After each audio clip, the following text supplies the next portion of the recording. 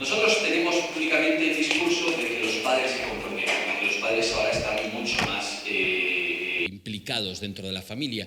Y es cierto que hay un sector de la sociedad, un sector entre los padres, que se están comprometiendo más, que buscan poder experimentar el cuidado directo, comprometerse, cooperar en todos los ámbitos, en el cuidado del hogar, en las gestiones cotidianas, en todos los ámbitos de comunicación, etcétera, etcétera, etcétera.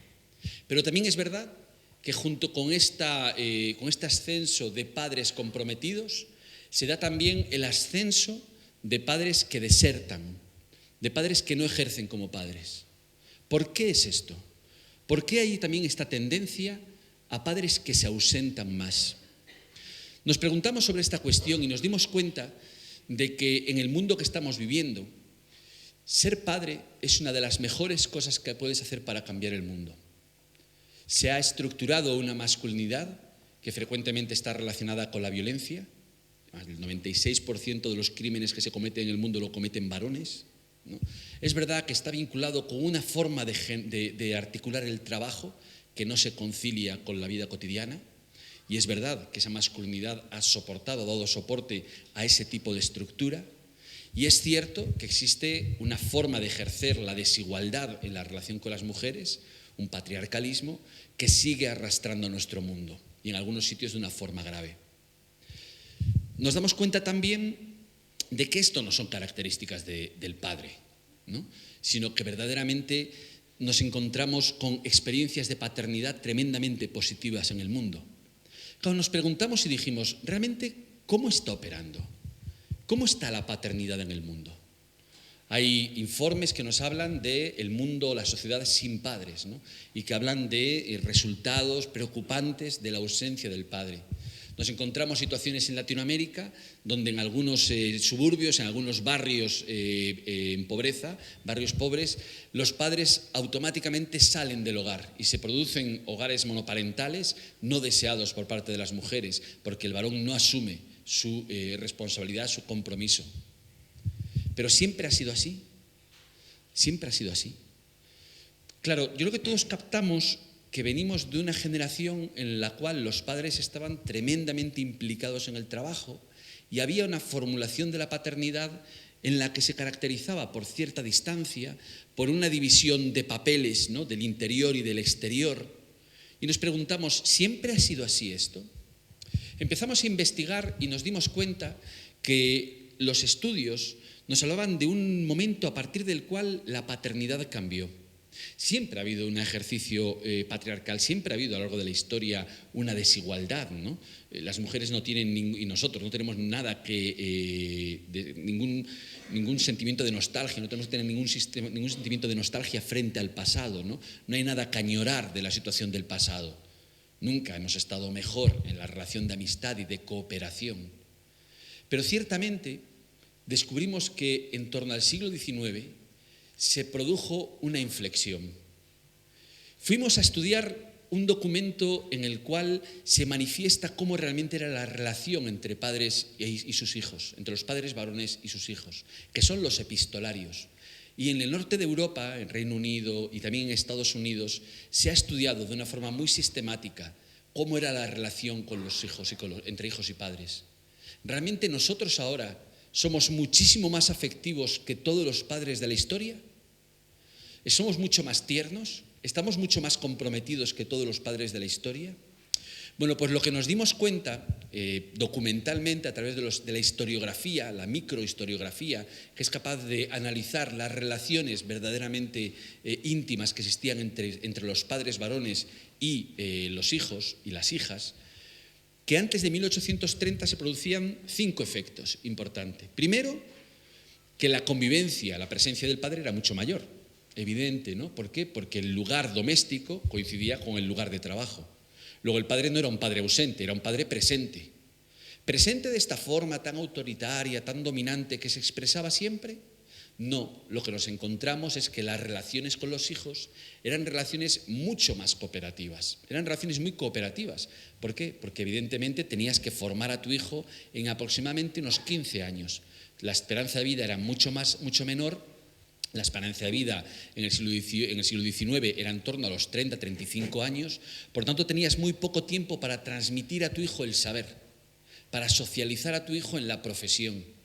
Y tú además eras el principal maestro de tu hijo, que hacía de aprendiz tuyo. Y lo que tenías que hacer era formar a tu hijo no solamente para que tomara tu trabajo, sino para que te superara. Es decir, que había una cooperación intensa con los hijos y además tú formabas a tu hijo para que te destronara y viviera y hiciera el negocio prosperar mucho más allá de donde tú lo habías llevado. Por tanto, no estamos ante padres que fueran padres que castraban a sus hijos, padres que dominaban a sus hijos, que no les dejaban desarrollarse, sino por el contrario, les incitaban a desarrollarse todavía más para ir más allá. En sociedades en las que no existían pensiones, en las que todos, cuando éramos mayores, dependíamos de nuestros hijos. Pero además también nos dimos cuenta que los roles entre varones y mujeres no eran tan fijos y eran más intercambiables.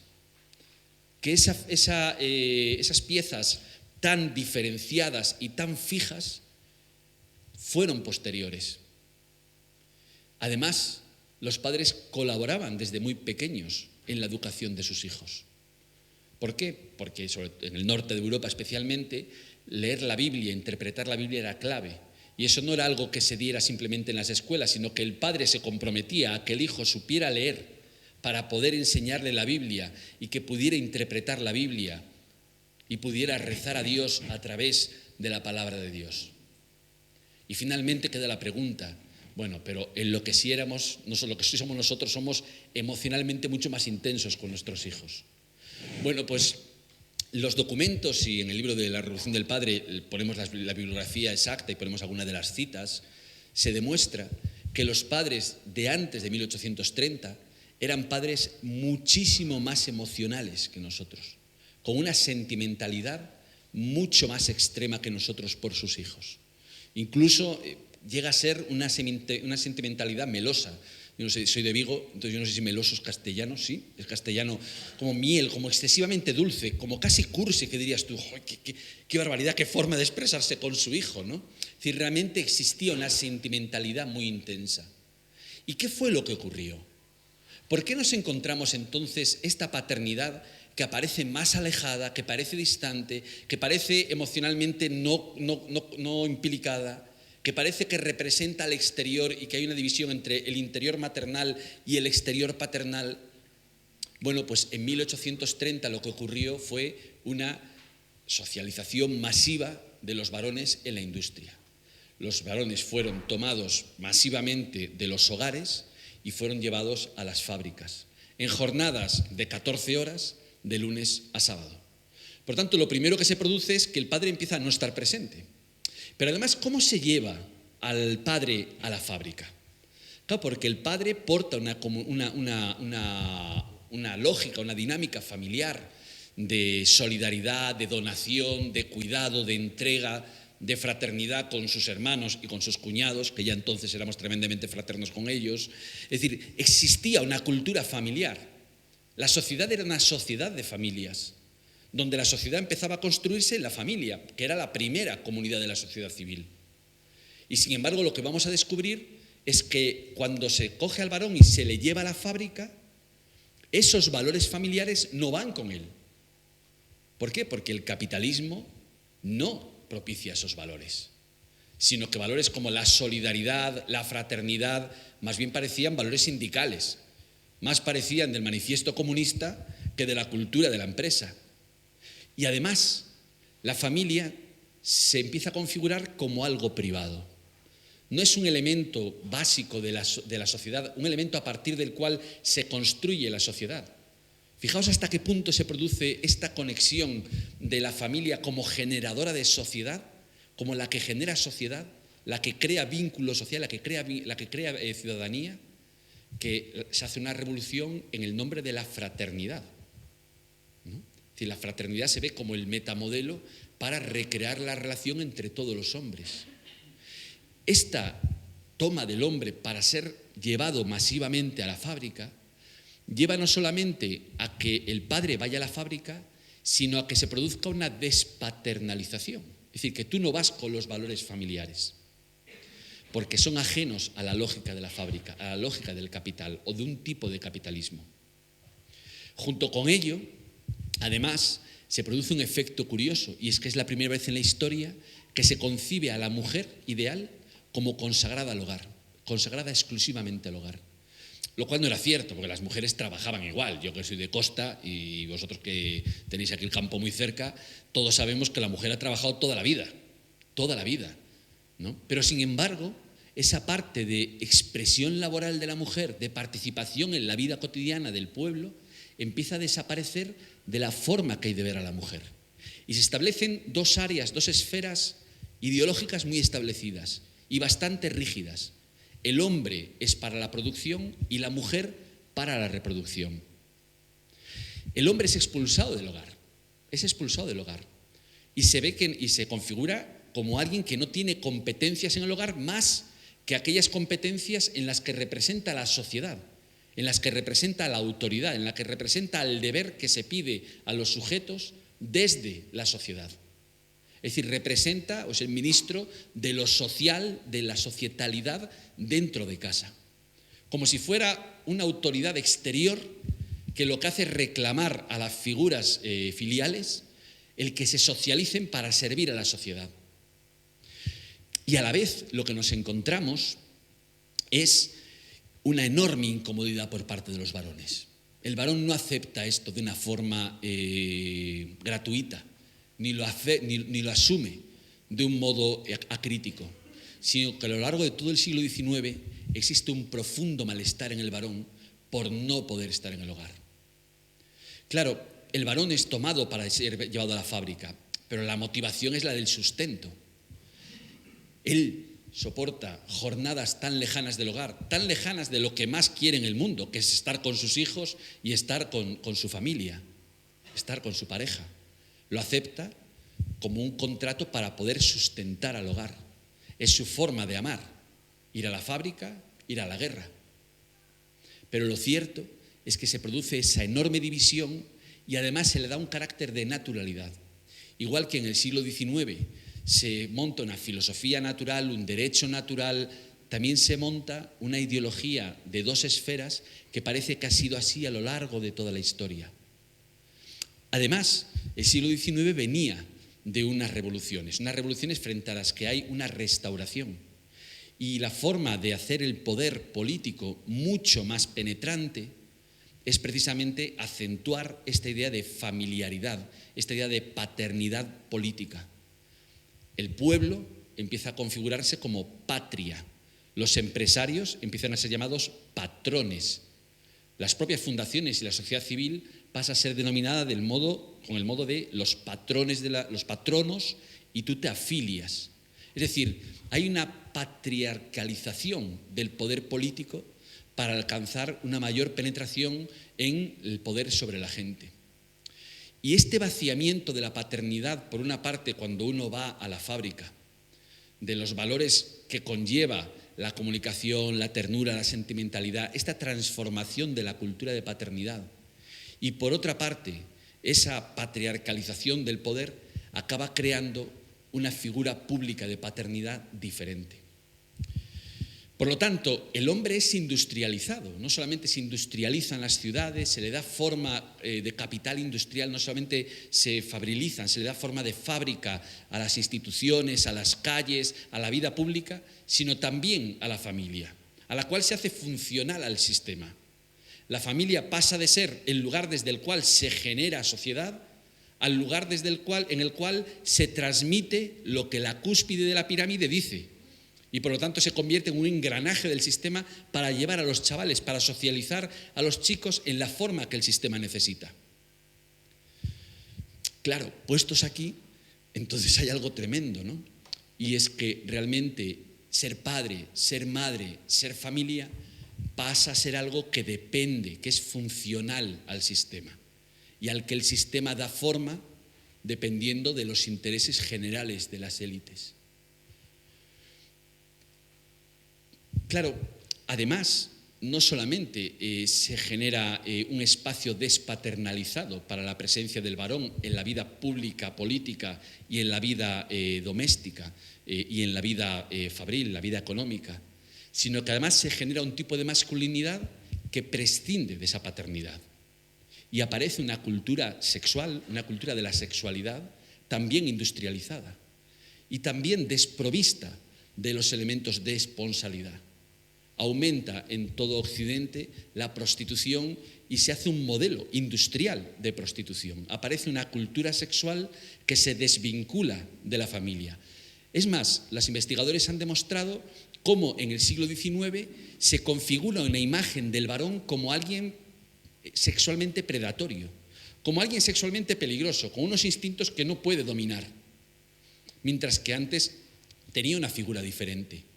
Por eso, al final, el hogar y la fábrica están de acuerdo en una cosa, que la figura del padre puede llegar a ser peligrosa en casa y que es mejor que esté fuera. Los estudios visibilizan, los estudios señalan una cuestión importante, y es que el padre, cuando estaba en el hogar, era como un hombre invisible, carecía de competencias, no eran sus competencias, y de repente se empieza a asociar todo lo doméstico, la relación con los hijos, la ternura, la comunicación, los cuidados directos, con lo femenino, y lo masculino se desnuda de estos elementos para tomar aspectos y características mucho más funcionales, mucho más societales, políticas, etcétera, ejecutivas, etcétera, etcétera. Claro, puestos en este lío y en esta modificación de la paternidad, entendemos que al final recuperar la familia, que al final ser capaces de dar a la familia toda la potencialidad que tiene y recuperar una masculinidad y una paternidad plena, necesita cambiar el sistema, porque es contracultural. Es contracultural contra las jornadas de trabajo presencialistas, ¿no?, que se creen que por estar simplemente focalizado en el trabajo y no tener preocupaciones en casa, tú eres un mejor trabajador. Cuando hablamos de conciliación laboral familiar, nos encontramos con que no solamente basta con que las mujeres participen en la vida pública, es que tenemos que cambiar la masculinidad, porque existe un enfoque tan asimétrico entre los dos, de una mujer preocupada no solamente por su trabajo, sino por sus hijos, por sus padres, por los padres de él, por la vecindad, por todo lo comunitario, que te enfrentas frente a un varón que no tiene problema en llegar a las 11 a casa, como yo hoy, por ejemplo. Es decir, que no tiene preocupación, que dice, no, yo no me preocupa. El problema no es esos 4 meses de baja maternidad. El problema para el empleo es que tú vas a tener la cabeza en otra cosa. Y desde un punto de vista de gestión de empresa cutre, explotacionista, lo que dice es, no, yo necesito una persona que esté solo centrada en mi empresa. Que si el niño está enfermo diga, oye, ya lo cuidará la abuela o lo cuidará la madre, pero que él priorice estar en la empresa. Y claro, y se basa en una idea de presencialismo, en una idea de desintegración de la propia vida que acaba teniendo efectos importantes en la empresa. ¿Quién tratará mejor a un cliente?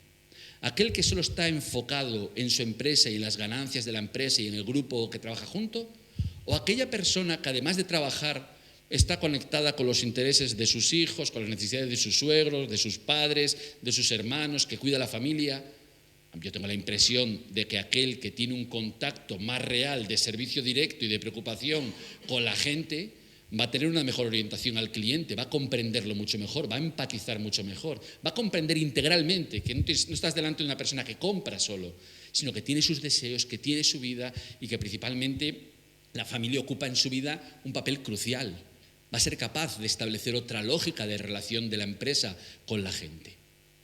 Por lo tanto, es cierto que ha cuajado un tipo de masculinidad, que se le ha dado forma a un tipo de masculinidad que está al servicio de un tipo de sistema social. No es que el hombre sea así. Claro, dices tú, no es que el hombre sea así, vamos a ver. ¿Por qué no es que el hombre sea así? Fijaos, a partir de 2007 han cambiado mucho las cosas, porque hemos descubierto algo muy interesante que os contamos en el libro, ¿no?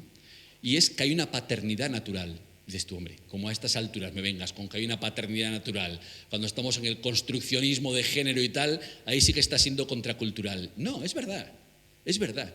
A partir de 2007 se ha empezado a investigar la estructura endocrina de los padres, las hormonas. Claro, siempre decimos, cuando estáis embarazada siempre se te quieres tomar mejillones o estás un poco alterada o estás diciendo, llegas muy tarde y dices tú, ya estás tú con las hormonas. Las hormonas del embarazo cambian mucho a las mujeres y por lo tanto cambia el carácter. Jugamos con esa broma, ¿no? de que hay un cambio hormonal, claro, tienes un niño dentro, 2 o 3 o 4, lo que sea, y eso evidentemente te tiene que cambiar. Bueno, pues la noticia, que es una noticia que conecta con el sentido común, pero que solamente a partir del 2007 ha sido investigado y probado científicamente, es que los hombres cambiamos tanto hormonalmente como las mujeres. Esto es imposible, es cierto, es cierto. Fijaos, nosotros tenemos evidentemente 20 veces más testosterona que vosotras, ¿no? Va variando, las mujeres también tienen testosterona y las cantidades varían, pero en general tenemos 20 veces más testosterona. La testosterona no hace el hombre más agresivo, como alguna vez se lee. ¿Se le hace más agresivo, más tendencia a la violencia? No, lo que te da es más tolerancia al riesgo. Te da más tolerancia al riesgo, ¿no? Cuando somos padres, disminuye un 30% la tolerancia al riesgo. Por eso los que sois padres habréis experimentado que cuando tienes un hijo y vas conduciendo, ese estilo deportivo que tenías antes de conducir empieza a darte miedo, ¿no? Y pones más el regulador de 120 y dices tú, uy, espera, si antes que era muy valiente, que iba a 100 lo que sea, no, cuando tengo ahí una sillita de niño me da miedo. A lo mejor no lo habéis experimentado, pero por ejemplo los que hacemos montaña, como mi amiga María José y yo, cuando de repente estás en la montaña y estás en un paso peligroso y has sido padre y dices, pero ¿qué hago aquí? ¿Qué hago aquí? Pero donde seguro que lo habéis experimentado todos los padres, es cuando habéis ido al parque de atracciones. Cuando éramos jóvenes, yo que soy de Vigo, íbamos a Madrid al parque de atracciones, te montabas en todo me parecía poco. Cualquier looping, cualquier tipo de mareo que te daban, más, y quiero más y más y más, y te montabas en todo, y eras el campeón del parque de atracciones.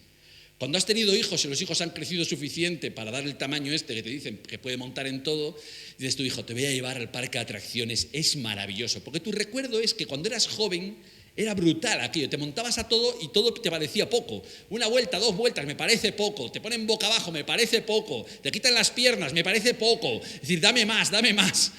Y cuando te montas con tu hijo y dices, esto, hijo, te va a encantar, ya verás. Y te montas en la montaña rusa y empiezas a subir, raca, de repente empiezas a sentir una especie de decir, ¿por qué me he montado aquí?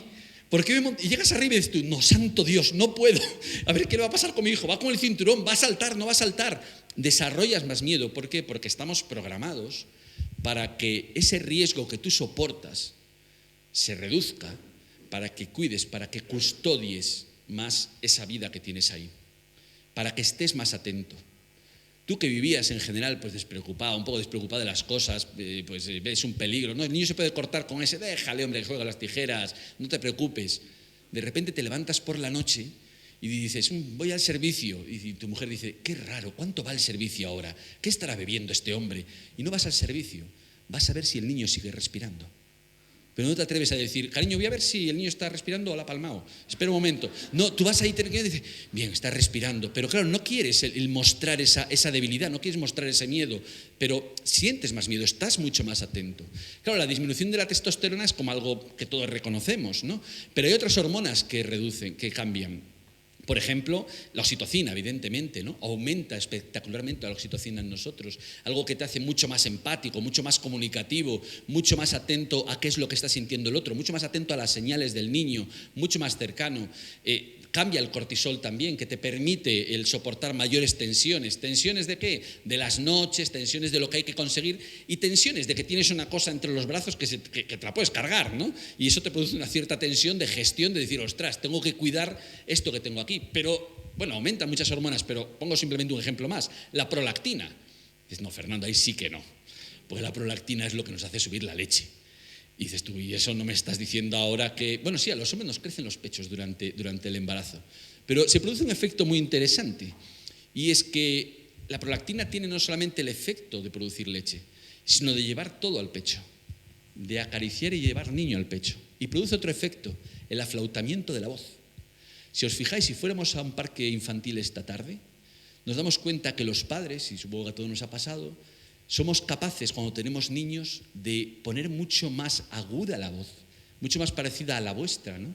y de manejar esos tonos y de hablar al niño de una forma que luego te ves en el vídeo y te parece ridículo 30 años después o 20 años después, mientras que cuando te haces mayor y ya eres un gorila de espalda plateada, pues te cuesta mucho más el poner ese aflautamiento de voz. El asunto no es que haya un determinismo biológico de la paternidad. Lo interesante no es que eso se active en el hombre, sino que se activa socialmente. Y ahí es donde se produce una revolución, como veremos ahora.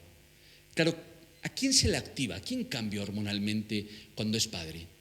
Y además los estudios ahora están hablando de cambios en la reconfiguración de la estructura cerebral, es decir, están avanzando, sobre todo en Notre Dame, en estudios mucho más sofisticados, ¿no? Claro, cambia en aquel que se cree padre, cambia perinatalmente, cambia cuando tú sabes que tu mujer o que tu pareja está embarazada, cuando tú has concebido. No es algo que sea maquinal, que sea biológico, tú tienes una cosa dentro y eso empieza a variarte todo, es como un clic enorme que se ha puesto y dices tú, joder, como para no moverse, ¿no? Es decir, te cambia todo. No, en el hombre se activa por el vínculo. No se activa en aquellos que no se creen padres. No se activa en el que dice, cariño, estoy embarazada, qué buena noticia, voy a por tabaco, ahora vuelvo. No, en ese no se va a activar. Se activa en padres adoptivos. Se activa más conforme tú eres un padre más entregado. Se activa más, es decir, los cambios hormonales se acentúan más en los padres que duermen con la cuna al lado. Los estudios son muy impresionantes porque nos hablan de que esto sucede en todas las culturas del mundo. Es decir, que existe una paternidad universal, que hemos sido programados para ser padres. Claro, pero ¿programados cuándo? Evidentemente, esto es algo que se produce en la propia hominización. No es algo que se produzca hace 15.000, 20.000 ni 100.000 años. Es algo que se produce desde el principio y que forma parte de la revolución del padre, porque nos encontramos con una triple revolución del padre. Por una parte, para cualquiera de los que somos padres, tener un hijo te revoluciona, te da sentido histórico, te conecta con tu padre, empiezas a descubrir a tu padre cuando tú eres padre. Sobre todo cuando llega la adolescencia y tú dices a mi madre, mamá, yo no era tanto como mis hijos, ¿no? Dices, no, tú eras peor. Dices, tú, qué mérito tenían mis padres, ¿no? Descubres a tu padre y descubres a tus padres. Se produce una revolución en cada uno de nosotros. El simple hecho de asistir al nacimiento, los que habéis asistido, los que habéis participado de ese momento, es un momento casi cósmico, ¿no? Donde todo vuelve a nacer en ti. Tú naces como padre y creces como padre, también creces con ellos. No es que digas, pongo el modo padre y de aquí hasta dentro de 30 años, no. Tú vas aprendiendo con ellos, te vas transformando, tus hijos te enseñan a ser padre. Pero por otra parte hay otra revolución, y es que el padre fue una revolución en el origen del hombre.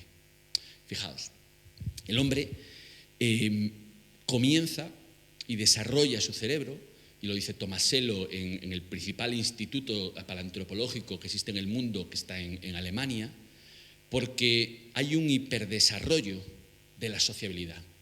Es decir, el desarrollo del cerebro no vino porque tenías que distinguir colores, ni porque nos pusiéramos de pie, ni porque lo único que justifica el que el cerebro tuviera que crecer fue que había un tipo de sociabilidad que tenías que entender de forma distinta, por la hipersociabilidad. Y esa hipersociabilidad no venía del número de gente, porque entonces las hormigas serían superlistas.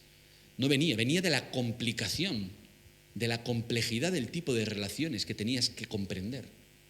Claro, relaciones que tenían algo que era un salto en el cosmos, el amor. Para poder vivir el amor necesitamos como especie humana desarrollar muchísimo más, tener otro tipo de desarrollo cerebral, otro tipo de configuración física. Y ese amor surge de algo muy claro, y es que en la evolución nosotros nos ponemos de pie, vosotras cambiáis vuestra configuración de cadera, los niños tienen que nacer mucho antes y se produce una extrema altricialidad, es decir, los niños dependen muchísimo de nosotros. Y por tanto, todo lo que tenemos que transmitir lo transmitimos oralmente, lo transmitimos a través de la tradición. No les impregnamos en magnetismo igual que una tortuga. El niño si nace no dice voy a irme al río. No, el niño si nace no sabe qué hacer, se queda ahí, no sabe ni moverse. Depende totalmente de nosotros. Claro, se produce una historia interesante, y es que cuando cambia nuestra configuración, cambia nuestra forma de relacionarnos sexualmente. El hombre, el ser humano, es el único ser que tiene sexo frontalmente. Solamente los orangutanes tienen también sexo frontalmente, y porque los árboles al final prueban de todo. Es decir, que eso, estás colgando de los árboles, de las ramas, y pasa de todo. Pero el hombre, el ser humano, asiste a una facialización, a una frontalización. Nuestro rostro cobra una singularidad extrema y aparece el beso y aparece la monogamia. La monogamia está ligada al proceso de humanización. Porque nosotros venimos de una antropología que decía, al principio todo el mundo se lo hacía con todo el mundo, luego cada uno tenía un grupo, y luego ya la burguesía empezó a inventar el tema de la monogamia porque era mejor para la conservación del patrimonio. El matrimonio era garantizar el patrimonio. Y esto es mentira. Los estudios, y podemos contemplar los estudios de Atapuerca, perfectamente lo cuenta, la evolución del ser humano corrió pareja a la monogamia, pero no solamente a la monogamia, sino a que el niño llegaba no solamente a ser cuidado por progenitores, sino a una sociedad de dos. No simplemente tenía una socialización con su padre y con su madre, sino con una sociedad formada por dos diversos, por dos sexualmente diversos. Y no solamente es la acogida en cada uno de ellos, sino la acogida en esa sociedad de dos, la que constituye lo humano. Fijaos que la relación con la madre es natural, ¿no? Es biológica. Al final dependes de su leche, dependes de ella, que sales de ella. Sin embargo, la relación con el padre es puramente social, es puramente la vinculación, es voluntaria. El padre llega y se vincula al hijo, y se vincula a esa sociedad. Y ahí es donde se produce una revolución. No porque el varón tenga un papel, sino porque la presencia del varón pone de manifiesto que la reciprocidad, que la conyugalidad, es la clave de la evolución humana. Puestos en esta situación, lo que sí tenemos que decir es que existe una forma de ser padre, y una forma que está programada en nuestra propia biología, que está marcada en nuestra propia biología, y a la que podemos corresponder o no.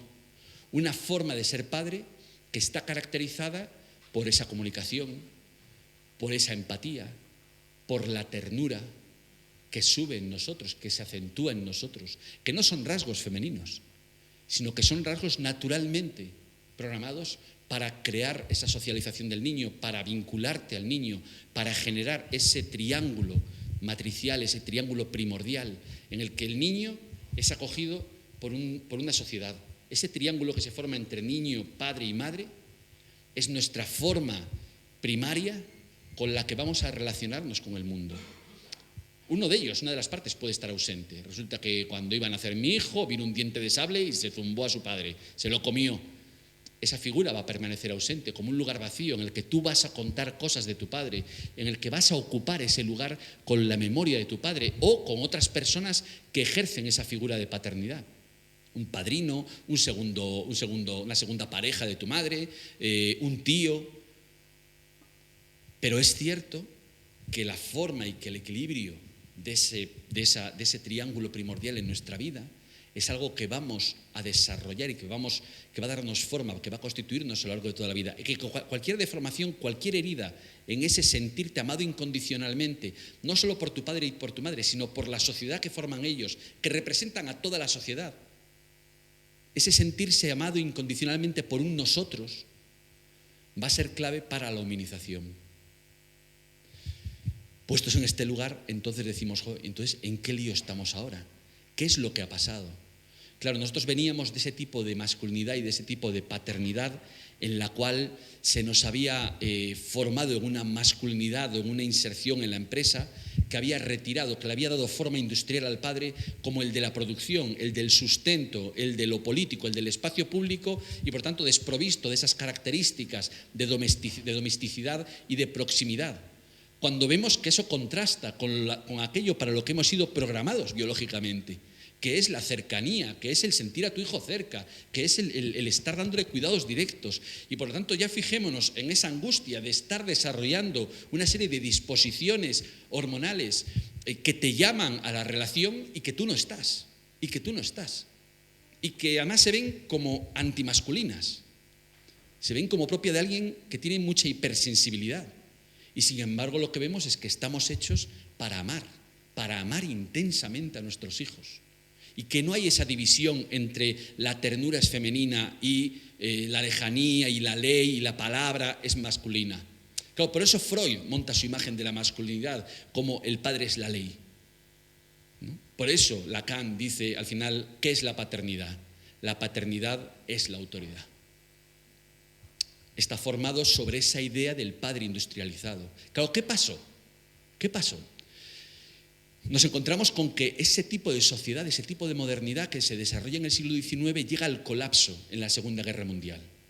El colapso de la economía, una crisis del 29 que nos deja demostrado a todos que el alto capital no tiene ningún interés ni en el orden ni en la moral, ¿no? Si queremos confiar en los altos empresarios y en el alto capital financiero como garantes del orden y de la moral, aunque luego pues cobren caras sus cuestiones y no tengan un poco explotado, lo que queda claro en el 29 y nos queda claro en la crisis que hemos vivido es que están dispuestos a causar las crisis que sea con tal de ganar cada vez más.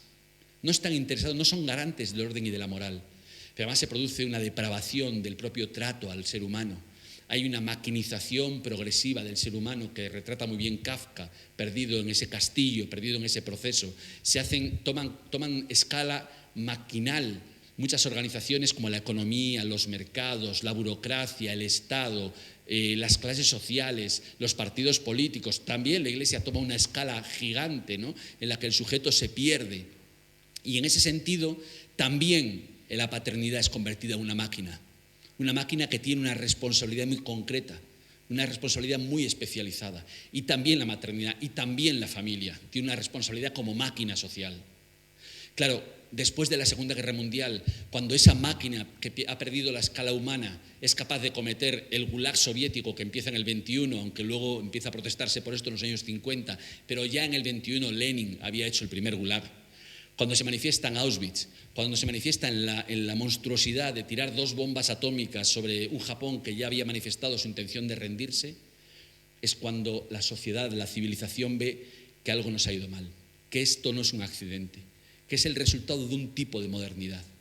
Y la revisión profunda que existe para refundar la humanidad, para acabar con este tipo de modernidad y empezar otra edad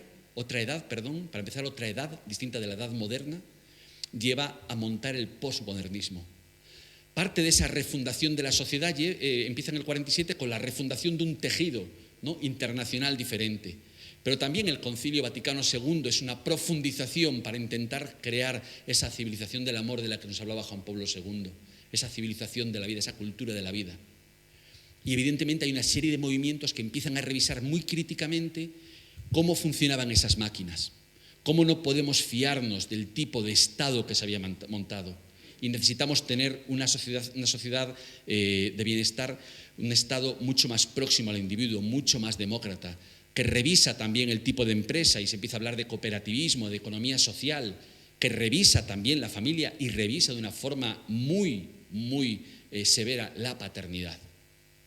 El posmodernismo primero, el posmodernismo hippie, lo que hacía era pronunciar la idea de que lo que tenemos que hacer es liberar a la gente de instituciones, ¿no? ¿Por qué? Porque las instituciones pesan sobre ellos. El papel de ser padre pesa tanto sobre el padre que le impide expresarse con amor. Y en una clave russoniana se dice, si dejamos al padre libre de instituciones, libre de tradiciones, seguiría la ley del amor y sería un buen padre. Pero la experiencia de la primera generación del posmodernismo, lo que se da cuenta es que no llega simplemente con una expresión espontánea, sino que frente a la expresión espontánea del hombre recreándose a sí mismo a partir del amor, yendo a lo esencial, liberándose y viviendo una especie de adanismo, lo que se encuentra es la fuerza del poder sobre él.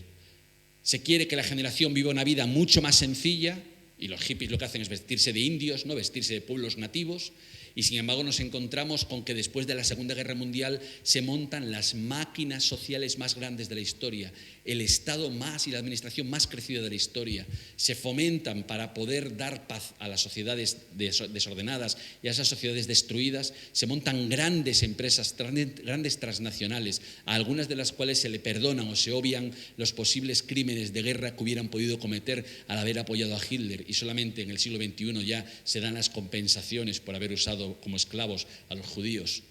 Se montan grandes sindicatos para establecer ese pacto, se monta una sociedad tripartita y se monta la idea de la clase media basada en un consumismo de equipamiento medio y un consumismo que buscaba cada vez más grande.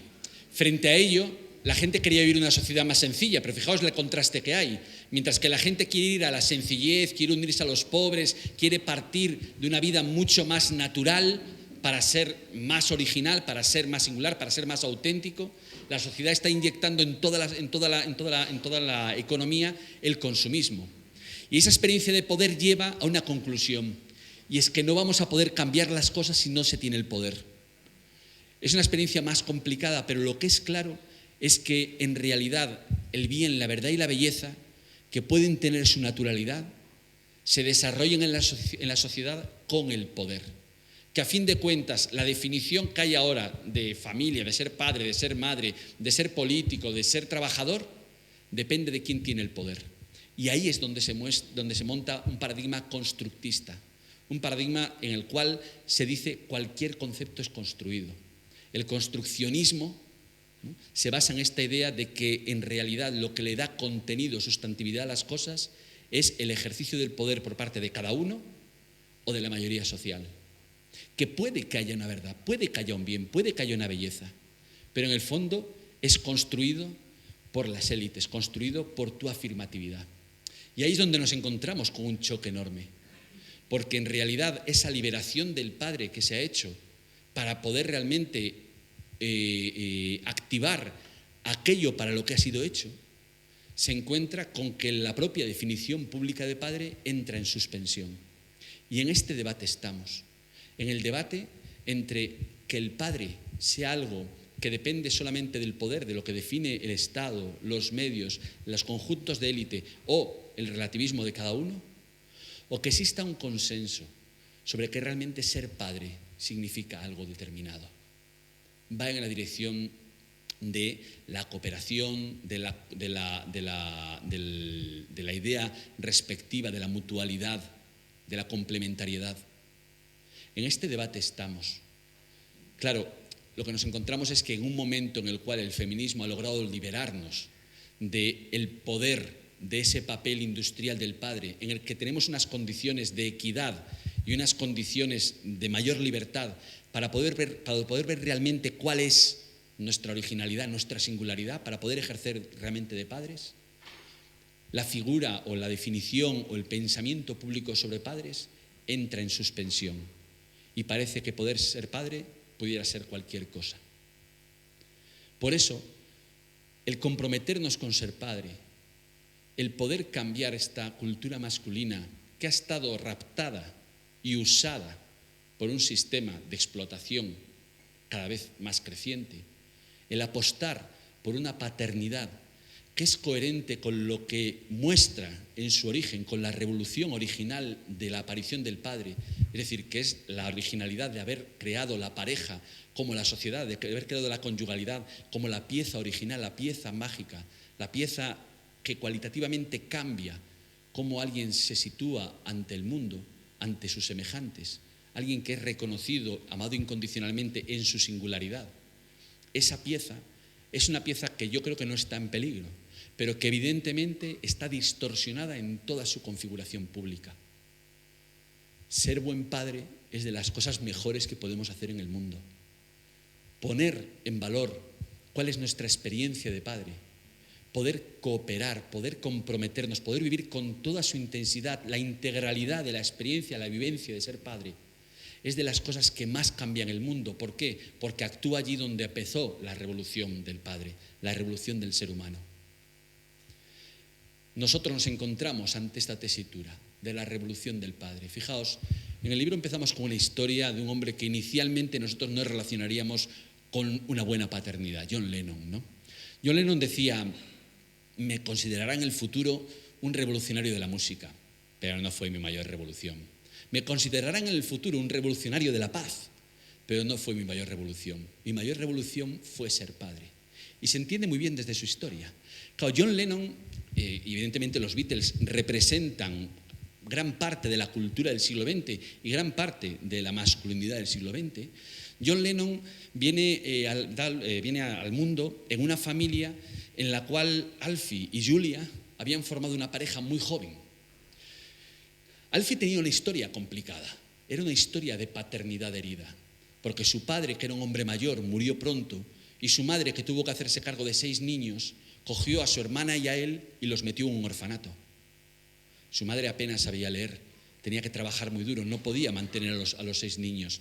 Y él mismo vive la experiencia de ser un huérfano en vida, de estar al cargo 24 horas todos los días en un orfanato. Cuando se conocen él y Julia, establecen una pareja súper divertida. A los dos les encantaba la noche, les encantaba la juerga, y tienen a John Lennon, ¿no? Se casan y cuando el niño nace, el padre se va porque trabajaba como camarero en los grandes cruceros, en los grandes transatlánticos, los grandes viajes. Y la madre empieza a llevar una vida pues de adolescente. Le encantan los pubs, le encanta la noche, a quien no, pero efectivamente coge al niño y se lo da a su hermana, a Mimi, a la tía Mimi. Dice, cuida tú al niño. Ella se enamora de un cocinero de un hotel y con él tiene 2 hijas. Y forman un hogar, pero no se lleva a Lennon a vivir con ella. Cuando llega el padre y ve la familia tan desordenada que tiene y que ella se ha ido a vivir con otro hombre, dice, el niño es mío. Pelean por el niño y se plantea dramáticamente la situación de que John Lennon en una habitación está en el regazo de su madre y está con su padre, que le dice, John, ven conmigo. Tenía 5 años, ven conmigo, John.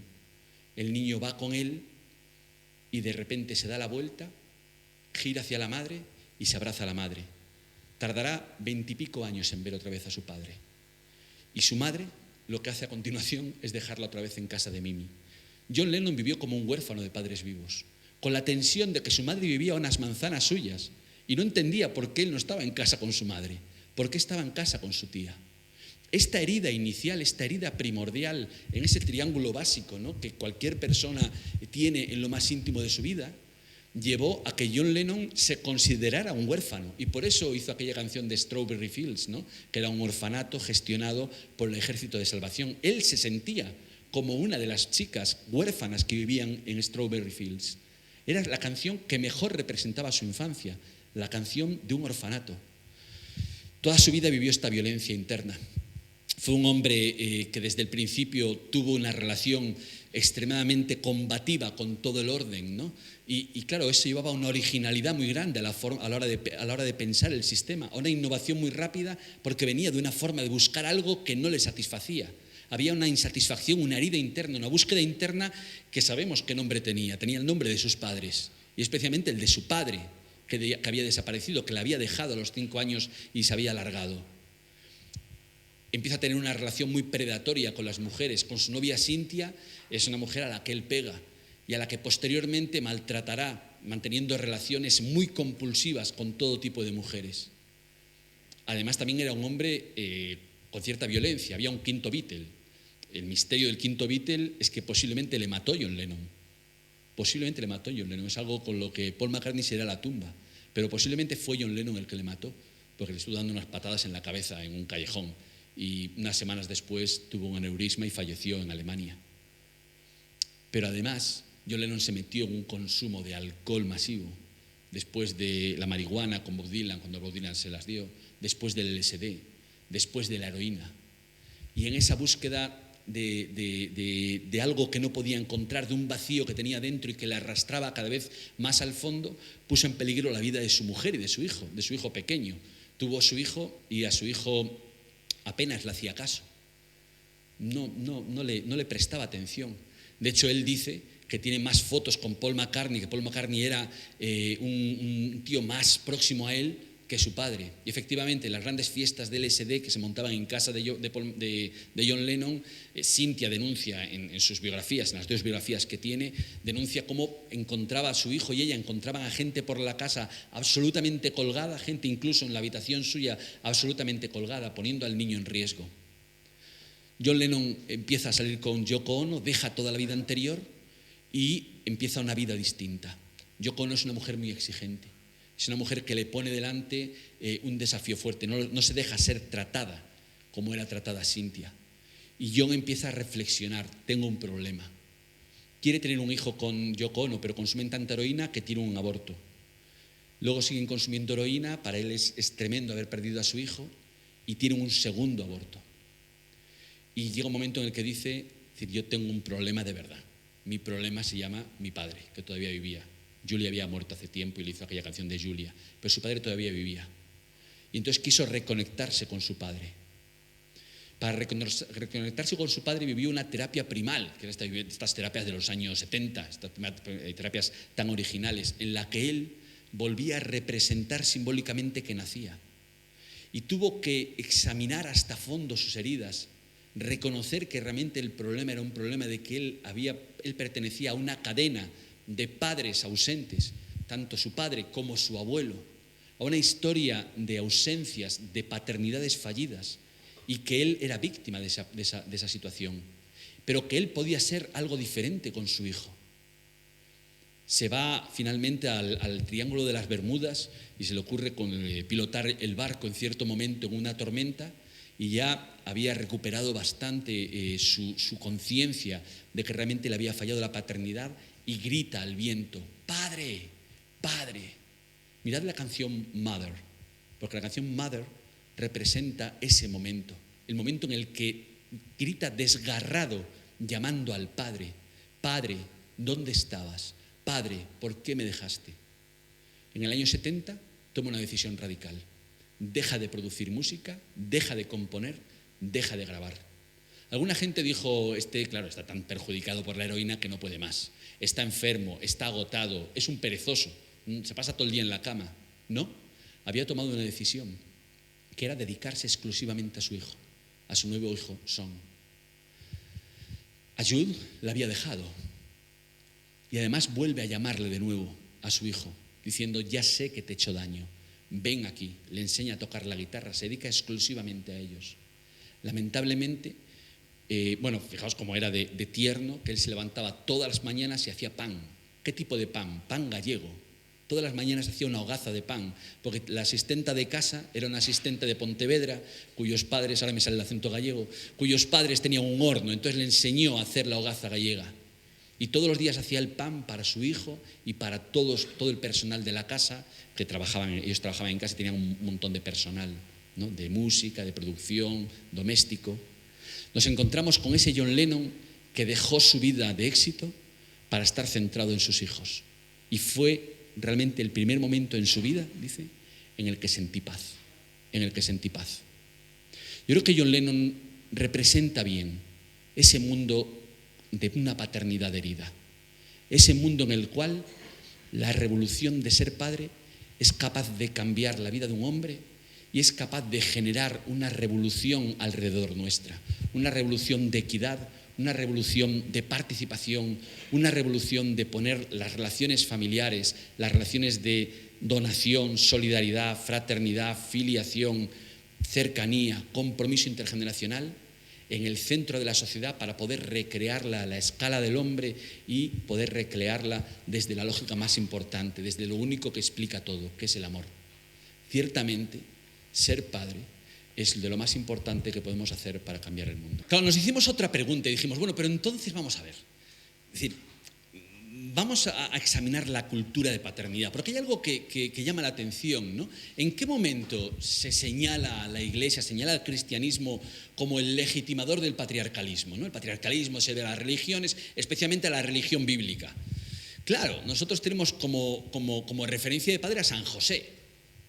Claro, San José, es decir, un macho ibérico dominador, no da la pinta, ¿no? Si nosotros le vemos en aquel cuadro, pues aparece con una flor. Si le vemos retratado y pintado por el Bosco, aparece en el fondo limpiando los pañales. En segundo lugar, protegiendo, sirviendo.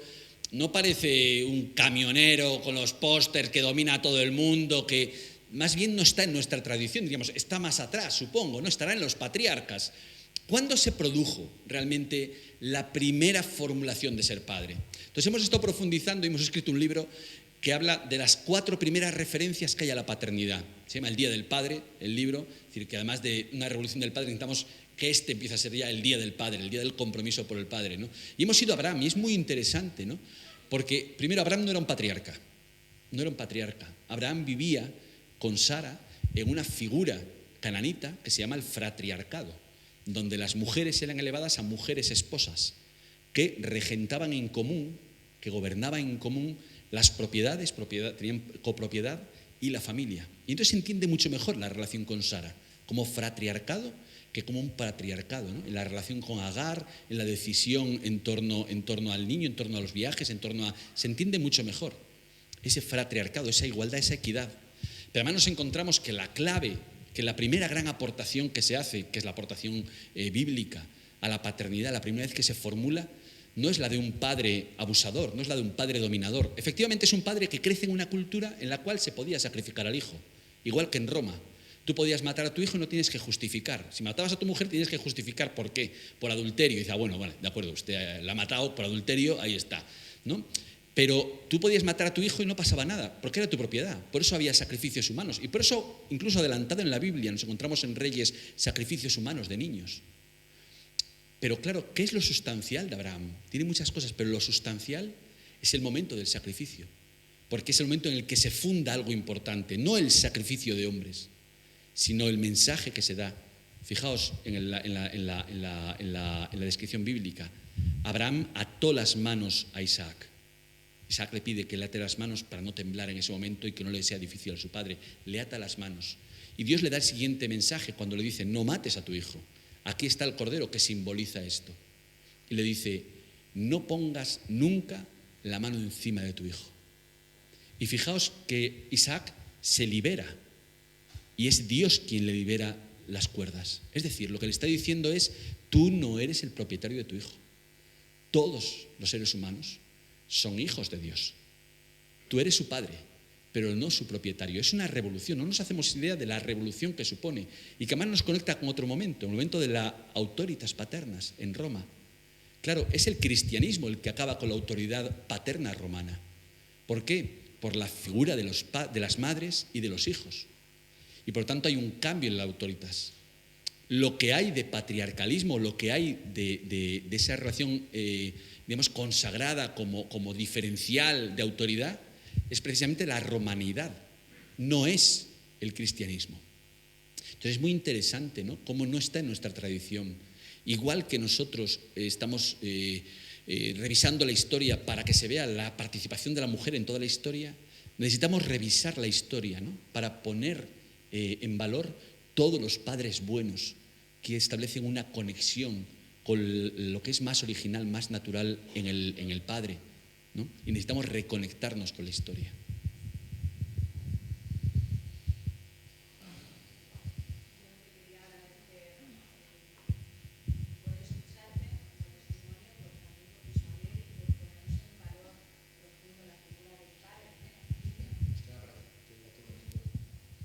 Te quería preguntar, esto que has comentado de la triada, ¿no?, que me parece como importante que nos lo puedas profundizar un poco más. O sea, que has puesto como en valor la figura del padre junto a la madre como sociedad a la que llega el hijo, ¿no? Porque quizá lo que se nos dice es, por ejemplo, ante el dolor de las rupturas matrimoniales, ¿no?, que el niño, al fin y al cabo, puede seguir disfrutando del amor de la mamá y del amor del papá. Pero claro, esta sociedad primera, ese triángulo, tiene una herida en sí misma, ¿no? Es decir, esto como que me sorprende dentro de lo que has hablado del padre, el hecho de que has subrayado la sociedad a la que llega, ¿no? Me gustaría entender más a qué te refieres, ¿no?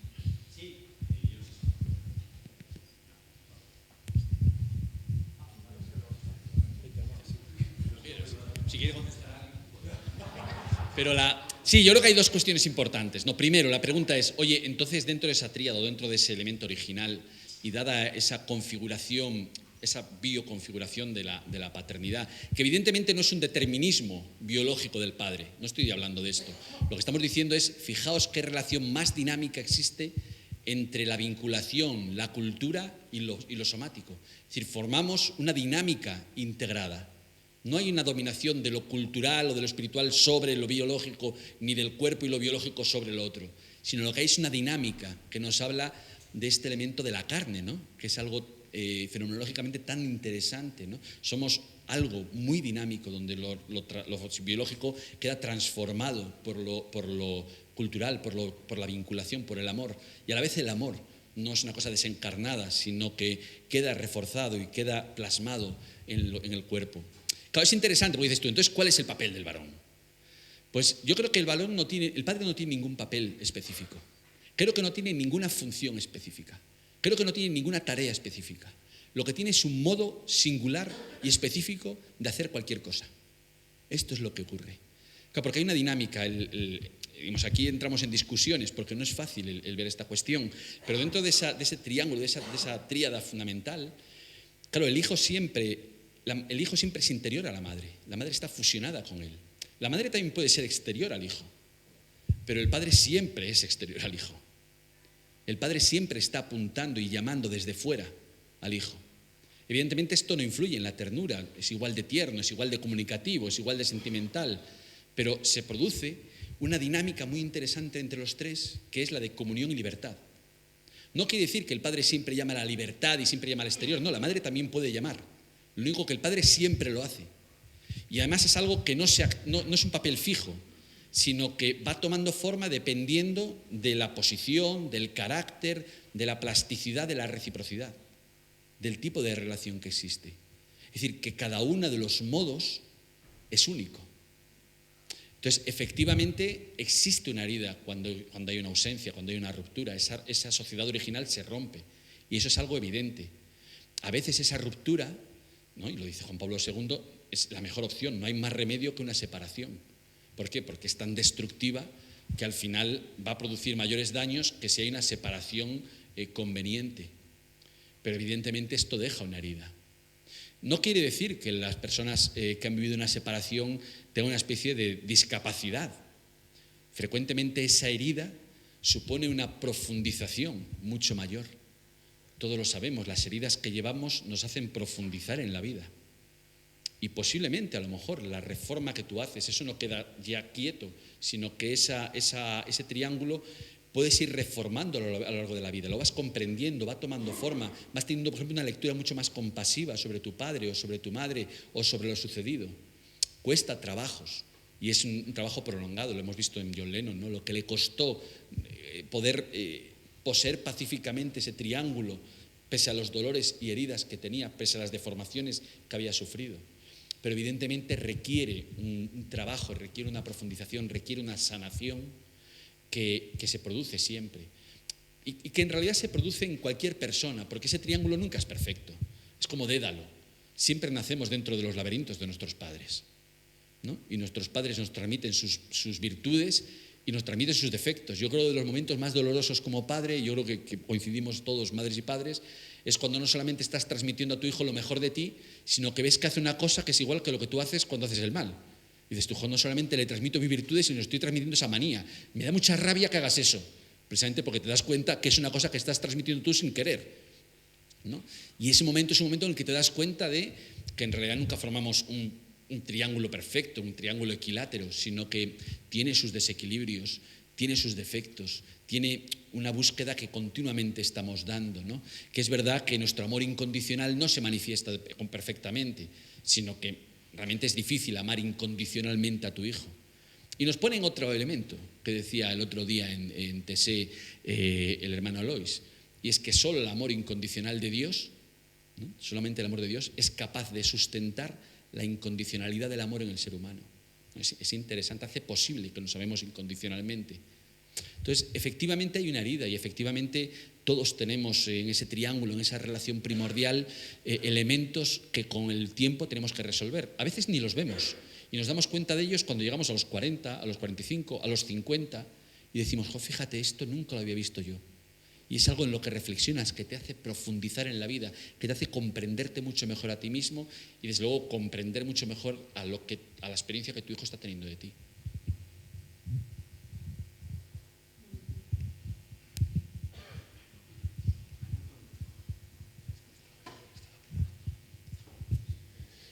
El análisis que has realizado yo lo veo desde un punto de vista de la cultura occidental, pero en este ocaso demográfico en el que nos encontramos, donde pues estamos viendo cómo la sociedad musulmana o otro tipo de sociedades están copando y llenando el nicho ecológico que nosotros teníamos y está siendo ocupado por otras culturas, ¿qué influencia puede tener eso en un futuro y sobre todo de cara a esta paternidad? Porque es muy claro que muchos de los principios que aquí has puesto siguen perviviendo en sus sociedades, ¿no? O sea, ¿qué fuerza puede tener eso en un futuro? No sé si está muy claro eso. Espera, Fernando, si no te importa, que te hagan otra pregunta, es que por la hora que es tenemos que terminar entonces y ya contestas a las 2 y finiquitamos. Simplemente muchas gracias por la conferencia. ¿Y qué opina hoy usted sobre la ideología de género que se está metiendo aquí en España de una manera muy, podríamos decir, bastante fuerte? Porque la modernidad está acabando, por razones que no me da tiempo a explicar, y va a empezar otra edad que no sabemos cuál es el nombre, pero en la cual el problema principal va a ser el ser. Va a estar determinado por lo que es, por lo que eres, incluso por el sentido de realidad, por qué es la realidad de un ser humano que es capaz de intervenir en el código genético, que es capaz de cambiar el clima, por muchas cuestiones, ¿no? Entonces, el problema no es... El principal, yo no me centraría en el tema de género, me centraría en el elemento del construccionismo. Las cosas tienen una condición, hay una condición humana, es que hay un problema mayor todavía que el de género, hay una condición humana, o el hombre puede ser cualquier cosa. ¿Qué es el hombre? Esto es lo que nos estamos jugando. ¿Qué es el ser humano? Entonces, bueno, el construccionismo de género es una aplicación de un construccionismo mucho más complicado, ¿no? Todos estamos de acuerdo en que las cosas tienen adherencias históricas, en el que evidentemente la forma de ser padre hoy o la forma de ser madre hoy es resultado de una construcción histórica, pero esto no quiere decir que no exista una condición, no quiere decir que no exista una estructura original de ser padre o de ser madre. No quiere decir tampoco que en el pasado se hubiera realizado y que ahora no. Yo creo que la mujer, como decíamos, no tiene que añorar nada. Realmente yo creo que nunca se ha respondido mejor a lo que es una mujer, a lo que es la mujer, que en el papel que estamos consiguiendo hoy en día o que se está labrando hoy en día. Nunca como hasta hoy había estado tan reconocida, tan realizada, tan, digamos, libre para poder desarrollar su potencial. Por lo tanto, yo no tengo ninguna añoranza. Eso no quiere decir que ser mujer se haya inventado hoy, no. Lo que decimos es que las instituciones que estamos realizando hoy son más fieles a lo que originalmente es la mujer. Esto es lo que estoy diciendo. Claro, entonces el peligro es el construccionismo. Todo es construido. ¿Construido por quién? ¿Por la voluntad mía? ¿Por el poder? ¿Por los medios de comunicación? Entonces hay una llamada a un humanismo, a profundizar y universalizar, a encontrar cuáles son las estructuras humanas más profundas y más universales. Y esto nos conecta con la segunda pregunta. Nosotros cuidamos a los niños, pero realmente hay otras culturas en la historia que han sido mucho más cuidadosas con los niños. Por ejemplo, Egipto. Egipto veneraba a los niños. Cuando uno ve la figura de Ajenatón, que es también otra figura que desarrollamos en el libro del Día del Padre, él basó la revolución del amor, lo que llamaba él la revolución del amor, que era cambiar el imperio egipcio, que era el mundo civilizado, basado en la relación con los niños y con su familia. Puso eso en el centro. Pero la gran tradición de paternidad posiblemente nos la encontramos en Asia, a través de Confucio, a través de lo que llaman ellos la piedad filial. Y la clave de Confucio es el amor incondicional a su hijo Gong-li. Gong-li era un poco desastre y Confucio era el mejor maestro de su época. Había juntado en su casa una escuela formada por las mentes más privilegiadas, por los chicos con mayor talento de todo China. Y su hijo estaba entre ellos, pero su hijo era un poco zote. ¿Y por qué apreciaba a su hijo? ¿Por lo inteligente que era? No, le quería por sí mismo. Por eso dice Confucio, ser padre consiste en ser padre. Es decir, ser padre no consiste en hacer del hijo el mejor posible, ser un modelo para tu hijo, darle dinero, darle recursos, prepararle para la vida. No, es el amor incondicional. Y hay una característica dentro de la piedad filial que es la carnalidad.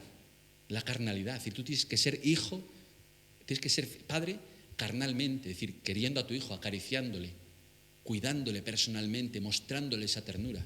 Esta es la tradición. Pero es cierto que hay algo muy importante para que nosotros seamos capaces no solo de ejercer la paternidad y la masculinidad, sino para percibir qué es, y consiste en la equidad de género. Que no quiere decir que todos seamos iguales, sino que todos somos igual de diferentes, igual de únicos, que tenemos una singularidad, es la segunda variedad, La segunda diversidad, después de la edad, la segunda diversidad de la vida es el sexo. Y por lo tanto esa diversidad debemos cuidarla. Debemos cuidarla y debemos fomentarla. Y debemos hacerla jugar en una vida pública y en una civilización que cada vez valora más la diversidad de los pueblos y la diversidad de todo tipo. Y por lo tanto debemos ser capaces de crear un mundo en el cual la equidad, la reciprocidad, la complementariedad, la potenciación de la libertad y del desarrollo del otro, en aquellas formas y aquellos modos que se vayan viendo dependiendo del carácter de las circunstancias, sea la mayor posible. Y por lo tanto es cierto que cualquier amenaza fundamentalista, ¿no?, que quiera romper esa equidad de género, nos hace difícil el poder saber qué es ser hombre. Pero claro, ¿qué es lo que ocurre? Que ante esta incertidumbre en torno a lo que es ser hombre, no solamente hay deserción paterna, sino que también reaparece el fundamentalismo. Y aparecen hombres fuertes que vuelven a decir: yo en casa represento la autoridad, soy el sustentador, soy el poder. Y esto es una cosa que crece y que estamos viendo no solamente en civilizaciones por ahí, sino en las encuestas de juventud, como frente a la incertidumbre de una masculinidad vaciada de singularidad, ninguneada, aparece una reacción fundamentalista. De ahí que estemos ante una revolución que puede ir o a la deserción, es decir, al nihilismo, o que puede ir a otro tipo de nihilismo, que es el fundamentalismo. Y lo que estamos proponiendo es que realmente seamos fieles a lo que el hombre es, fieles a esa función o ese modo y esa participación del Padre en lo original, que seamos fieles a esa revolución del Padre. Por eso yo os agradezco mucho que hoy os hayáis unido a la revolución del Padre. Muchas gracias.